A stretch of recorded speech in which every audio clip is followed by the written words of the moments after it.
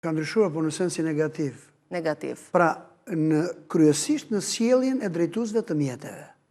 Në qoftë se do të marrim 3 shtyllat e qarkullimit rrugor, që ndodhin dhe aksidentet, dihet kush janë. Janë rrugët, makinat dhe përdoruesit e rrugës. Duke qenë se me mjetet pothuajse është i zgjidhur, cilësia e tyre është rritur, një pjesë e madhe janë dhe elektrike tashmë, me rrugët kemi një zhvillim pozitiv, kryesisht me mirëmbajtjen e tyre. Pra kemi sot atë që i quhet sinjalistik, alfabetin për të lexuar rrugët, natyrisht që ka vend për përmirësim, po kemi, pra ekziston. Dhe e treta më kryesorja që unë them se po shkojmë më keq është pikërisht sjellja e drejtuesve të mjeteve.